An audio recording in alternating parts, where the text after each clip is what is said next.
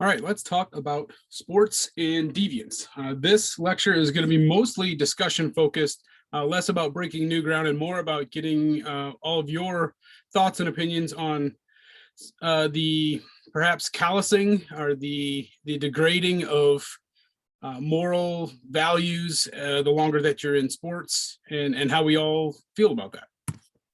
All right, again, it's all about deviance versus norms, expected behaviors that we're wanting, good citizens or good teammates or good athletes, good people in your community, whatever your group. The norm is what the expectation is for them to be a good person.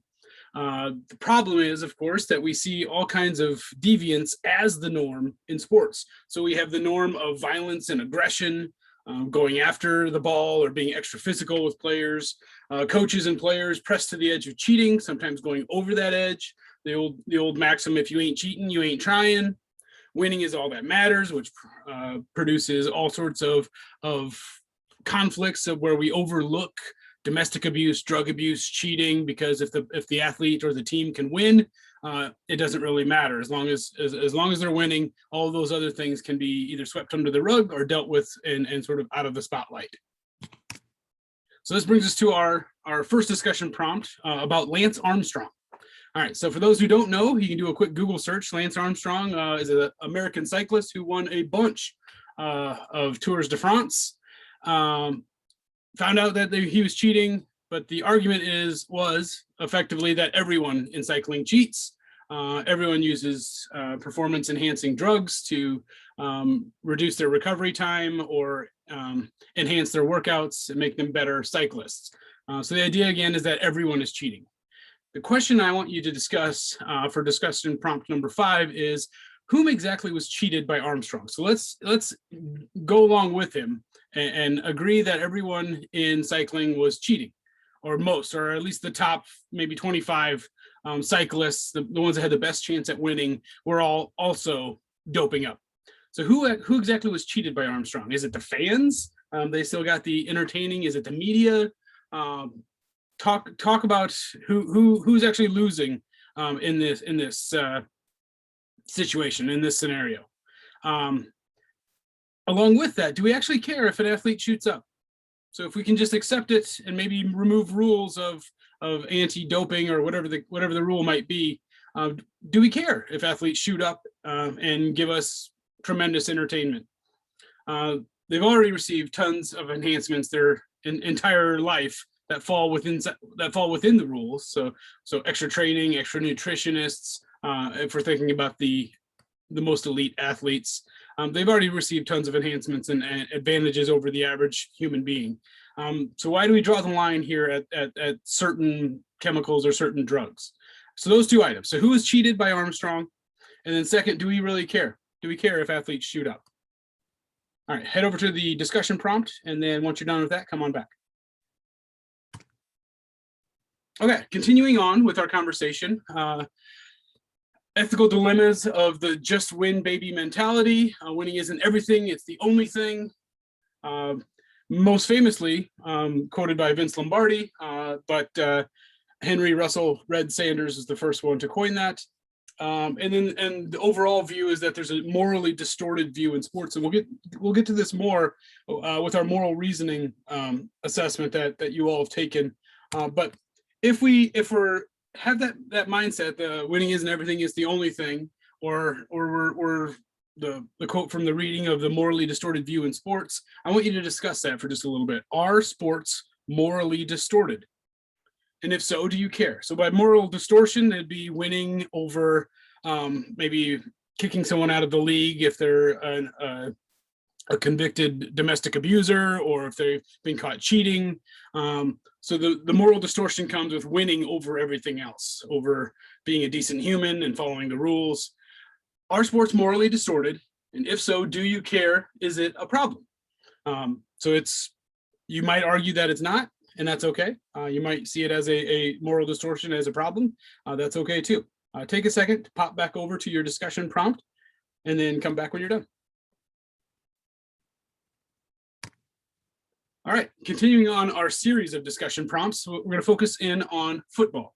So the author in your reading complains about the violence in sports and the normative violence, meaning that it's the norm to be violent and to be hyper aggressive, particularly in American football.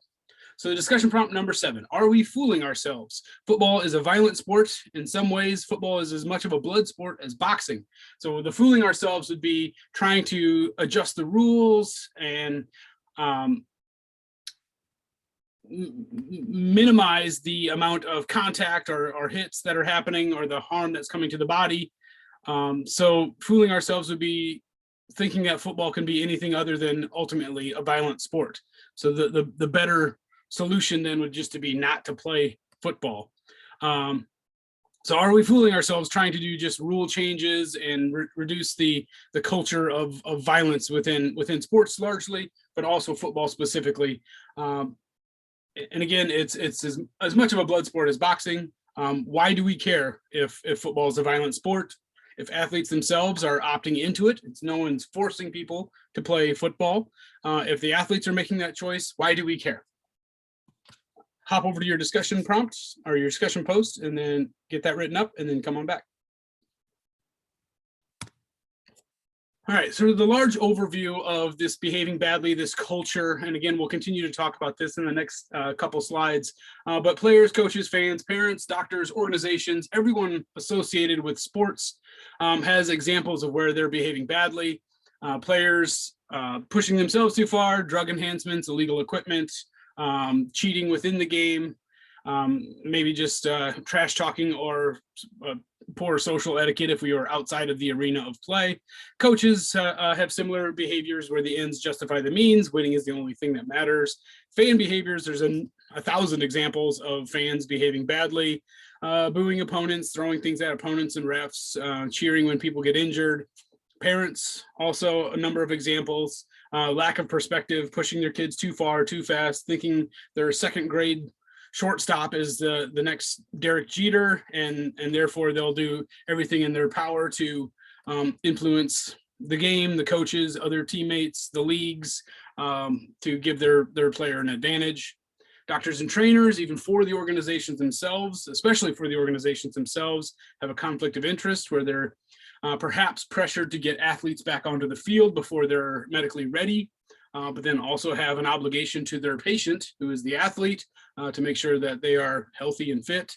But in general, no doctor would prescribe slamming your head, even if it's in a helmet, against another human being.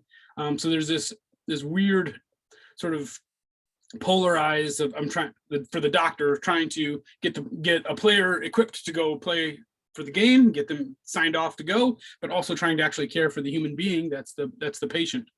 And lastly, organizational behavior. The show must go on at all costs, often showing very little regard for many of the negative behaviors that players have and still signing them to multi-million-dollar contracts. All right, on to our moral reasoning scale. So you've all, hopefully all of you have taken that 24-item scale where it's effectively 24 paragraphs that were outlining a scenario, and you had to indicate with your level of agreement or disagreement with the choice that the person made in the scenario. So the 3s and 4s were the strongly agrees and the agrees. For the scale's purpose, those would be reflected as lower moral reasoning. So if someone's kind of pushing the boundaries or maybe retaliating against somebody and you agree that that was okay, that's part of the game, that for the purpose again of the scale and the research that they conduct has a lower moral reasoning score. So this would be 3s and 4s. So if you just took the total from that, if you scored a 3 on everything, you'd be at 72 for your total score. So 72 plus would fall under that lower moral reasoning. If you're mostly neutral, somewhere in that ballpark, or 2s and 3s, maybe some 1s, you're probably somewhere around the 40s or 50s. So you're in more of a neutral position. And then if you're 0s and 1s, where you disagreed with all of the actions or most of the actions that were taken, the result would be higher moral reasoning. So if you landed somewhere between 0 and 47, you're at a higher moral reasoning. These are broad categories just to help you sort of conceptualize what that scale looks like and what that means. the outcome, so that the moral reasoning survey that you took has been administered loads of times over the years to athletes, non-athletes, male athletes versus female athletes, young athletes, old athletes, and some interesting findings have come out, and they've been very consistent in the research showing this. So it makes me think that there's something actually there that's going on.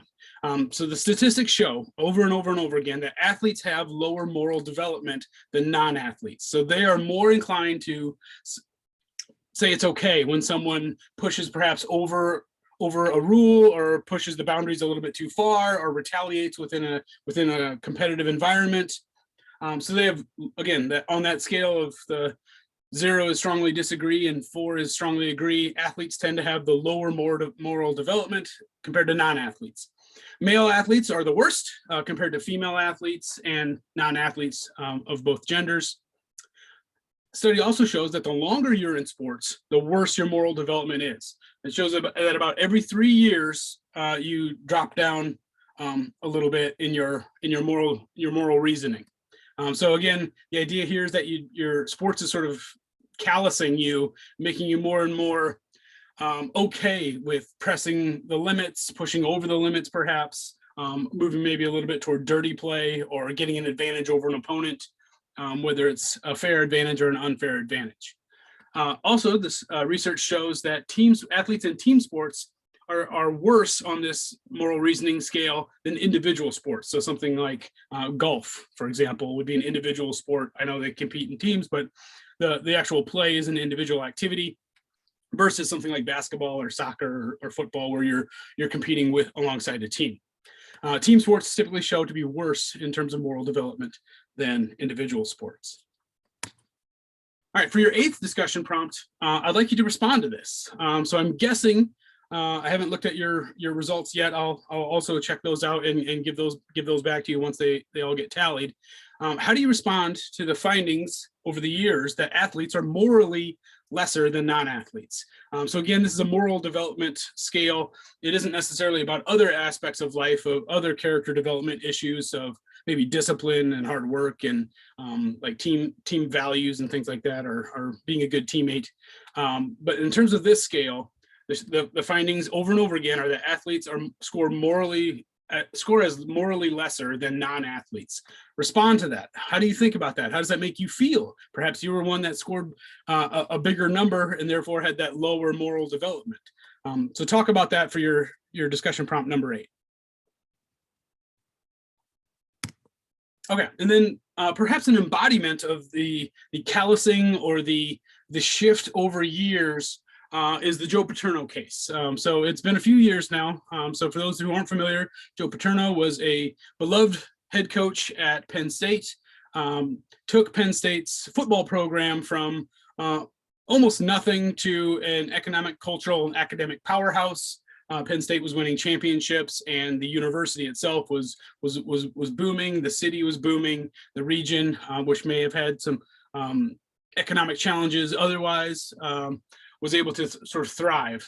So naturally, with all of that, he was very beloved in the university, highly thought of across all of sports and all of coaching. The problem came with the Sandusky scandal, and we won't go fully into that. You can certainly Google Paterno or Sandusky and get the full story on it. But effectively, Sandusky was a terrible, terrible person and committed a bunch of heinous crimes against children under Penn State's umbrella, part of camps and things like that.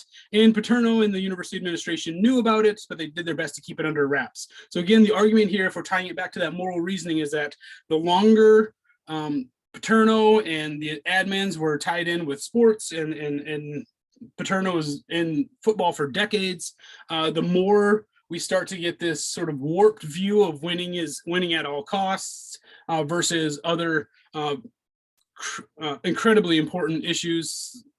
So Penn State ultimately chose their brand, their university, over victims or justice or human decency is the that moral reasoning argument of that's what happened over all these decades and experiences of success that just continued to warp the view further and further away from a sort of an appropriate priority level or prioritization of what's important here, what is most important here. So that was the warping at Penn State regarding Joe Paterno that the reading was discussing. All right, so our final discussion prompt of the week is that age of an all-powerful college program over? So Penn State became enormous. Joe Paterno could have run for governor in Pennsylvania, and I'm sure he would have won. He had more power than the university president or than anyone else, certainly at Penn State, maybe even in the entire state of Pennsylvania. Is that all-powerful college program over, or do we still see examples of it?